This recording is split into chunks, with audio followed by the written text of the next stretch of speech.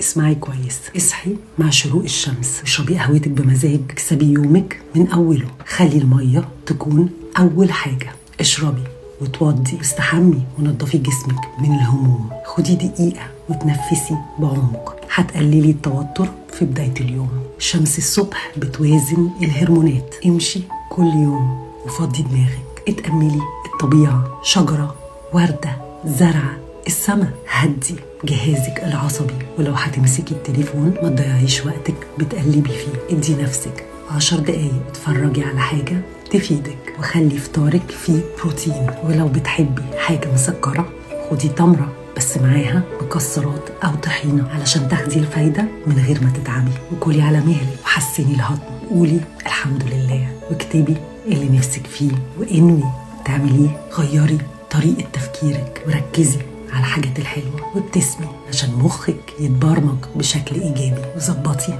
قعدتك. ساعات كتير أوجاع جسمك بيكون سببها الطريقة اللي انتي قاعدة بيها، رخي كتافك وافردي ظهرك وارفعي راسك، زودي طاقتك واحضني حد بتحبيه، زودي هرمون السعادة، وبالليل نامي في الضلمة عشان تنامي كويس وتقومي فايقة. اختاري تعيشي يومك بالطريقة اللي تخلي حياتك حلوة.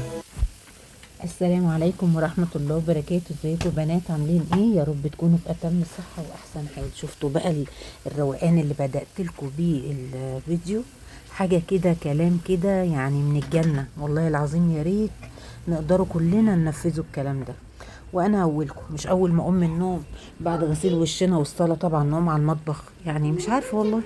ربنا يهدينا يا رب ويصلح حالنا، رغم ان المطبخ مش هيطير ولا البيت هيطير. احنا المفروض بجد ننفذ كل كلمة اتقالت من الست الطيبة الجميلة القمر دي.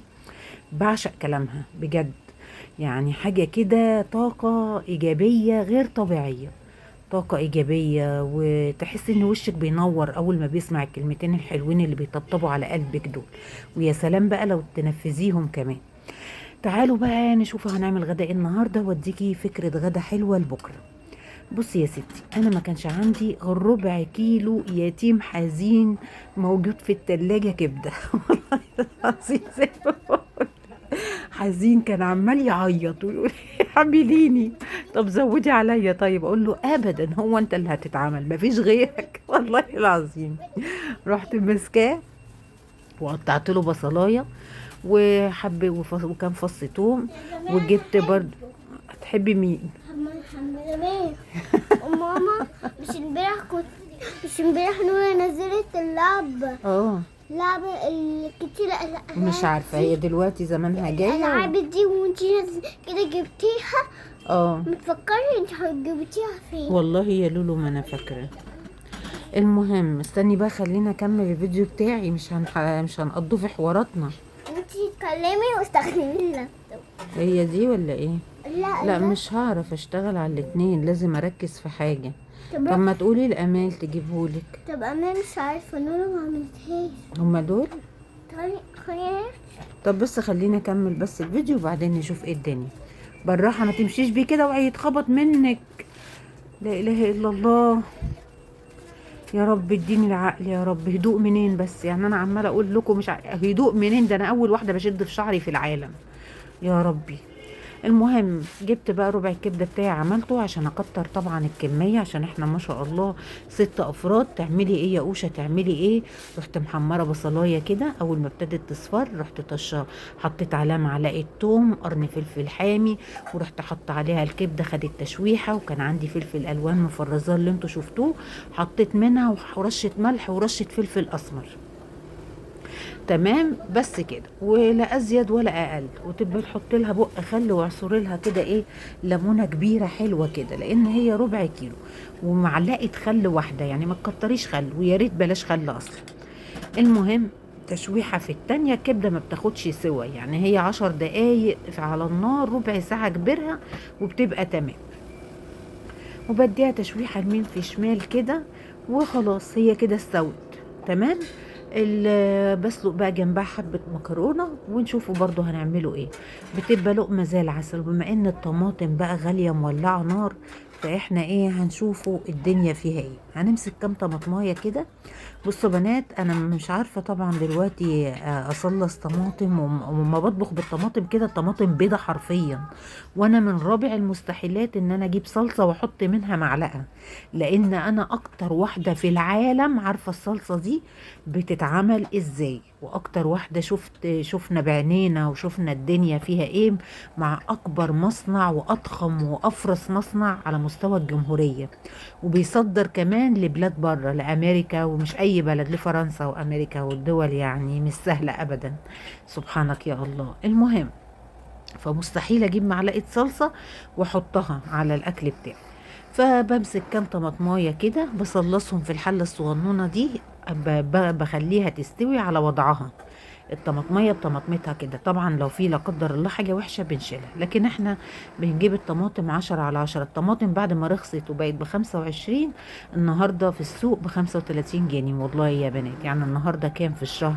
النهاردة 15، ب35 جنيه في السوق، يعني شيء لا يصدقه عقل. يلا، المهم بعد ما بسويها على وضعها بحط لها بق ميه، وهي تستوي خالص، باجي ضربها بالهاند بلندر، وبحط بقى ايه الحاجات بتاعت صلصه المكرونه. ايه هي بقى الحاجات بتاعت صلصه المكرونه دي؟ بحط فصين توم، بحط حبه زيت اهي زي ما انتوا شايفين، والله ولونها برضو مش عاجبني لان انا بحبها غامقه اكتر من كده. فصين توم، حبة زيت، بهارات، حبة بهارات لحمة، فراخ، أي بهارات عندك بتدي طعم فظيع، حبة خل، وقلنا زيت وفلفل أسمر وملح بس، لا أزل ولا أقل. بتغلي غلوة في التانية، هي دي صلصة المكرونة بتاعتنا. هنا بقى رحت أصفي المكرونة. انا ما بحطش الصلصة على كل المكرونة توفيرا، لان الكمية مش هتقضي، وغير كده عشان خاطر في ولادي، يعني احنا 6 افراد، 3 منهم ما بياكلش غير المكرونة بيضة، ما بيحبهاش بالصلصة. تمام اهو. بشطف بقى طبعا المكرونة، وحطيت الحلة على النار بعد ما عطيتها شطفة. بعد كده ايه يا ستي، هحط حبة زيت، وهحط حبة فلفل أسمر عشان ريحتهم تطلع. المفروض مع الزيت كده حبة فلفل أسمر بس، بلاش الملح عشان ما يكلكعش في الزيت.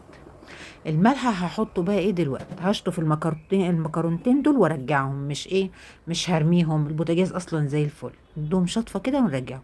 نحط الملح بقى دلوقتي، لان احنا لو حطيناه مع الزيت وهو بيقدح على النار، هنلاقوا إيه يعني كلكع في تحت كده، وبقى في مكرونه لزقت فيه، وتلاقي في مكرونه معاكي شرش ومكرونه عدبه لا، فاحلى حاجه انك ترشي فوق الوش كده. ممكن تحطي الفلفل الاسمر مع الزيت، ريحته تطلع وما بيكلكعش ولا بيجراله اي حاجه. بس كده خلصنا. ادي المكرونه، وادي الكبده، وادي صلصه المكرونه. هنعمله بقى حبه دقه اسكندراني، ونحمره كمان حبه بطاطس، عشان طبعا ده ربع كبده، يعني ايه على لساني ولا تنساني كده، كل واحد هياخد على طبق ورشه من فوق كده، ويبقى في بطاطس يغمس بيها برضو، يعني ده يزق ده. اللهم صلي وسلم وبارك عليك يا حبيبي يا رسول الله. طب النهارده مالك يا رشا محبكاها قوي كده؟ اقول لكم ما كانش عندي حد يجيب لي كبده، ينزل يجيب لي كبده، وطبعا مش هنزل البنات مستحيل، فخلاص تمام، الموجود يسد وخلاص، ورضا وفضل وعدل. الحمد لله. وعدينا يومنا، وعدت بكيلو كبده هتعدي، بربع كبده هتعدي، كله هيعدي. المهم الحمد لله ان الدنيا ايه مستوره. اول ما الزيت بيقدح كده، يعني يطلع حراره كده، تيجي حاطه ايه البطاطس بتاعتك، عشان ما تشربش البطاطس زيت، تحطيها والزيت سخن.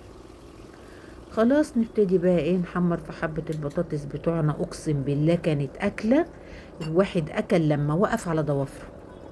يلا يا اوشا بقى، عايزين حبه ايه دقه اسكندراني. فصين توم مسكتهم دقتهم بمعلقه ملح وكوبايه ميه. وهنعمل ايه تاني هتشوفوا دلوقتي. معلقتين من الصلصه اللي احنا مسبكينها دي، معلقتين كده، لو انت حابه، مش حابه على راحتك. وشطه طبعا ناشفه، انا بجيب الشطه قرون من عند العطار، قرون ناشفه، الشطه الحمراء، ما بجيبش الشطه المطحونه من عنده لا، وبطحنها انا عندي بقى في البيت اهو. بحط طبعا كميه محترمه كده، لان احنا ايه، انا بحب الشطه جدا جدا، رغم ان هي ربنا اللي اعلم، يعني ساعات بتبقى هتوقف قلبي، بس بنات ما بعرفش اكل من غيرها. وادي البطاطس اتحمرت وبقت ذهبي وزي العسل يا سيدي. ايه ده؟ ايه السكر والشهد ده؟ والدقه بقى ريحتها كانت جايبه لاخر الدنيا. وطبعا اوعي تنسي الخل، اهم حاجه خل. يبقى خل وتوم، فصين توم وخل وشطه ناشفه ومعلقتين صلصه حلوين كده من اللي انت عاملاها للمكرونه، وكوبايه ميه، وطبعا ربع معلقه ملح كده او حاجه، انت اظبطي ملحك بقى، وحبه فلفل اسمر. كده كده هو الصلصه فيها فلفل اسمر وملح، فانت حاولي بالراحه عشان ايه ما تحدقيش الدنيا. وحطيها تاخد غلوه على النار، وهي دي الدقه بتاعتك الاسكندراني مية مية بقت موجوده. وتحطي الشطه بقى على حسب ما انت تحبي. حاميه قوي يبقى يا حبيبتي حطي وتوصي، مش بتحبيها حاميه خلاص يبقى معلقه كفايه، نص معلقه على حسب ما انت تستحمل. كل طبق كده بغرف عليه كبشه صلصه. الصلصه دي تقيله جدا، يعني هي كفيله بطبق المكرونه كله، هتخليه احمر مية مية. وادي الكبده بتاعتنا والبطاطس ودقه الاسكندراني. وتعالي بقى ايه، هنغرفه الدقه هنا عشان اللي يتبقى مننا نغطيه ونشيله في التلاجة ينفع في وقت تاني. تعالوا بقى نشوفوا شكل الاكل بعد ما خلصناه. بسم الله ما شاء الله، حاجه تشهي كده وتفتح النفس، والله العظيم اكله تفتح النفس. بألف هنا وشفا على قلب ولادي وقلوبكم يا رب يا حبايب قلبي. واتمنى ان الفيديو يكون عجبكم، وما تنسوا اللايك واشوفكم في فيديو جديد. باي باي.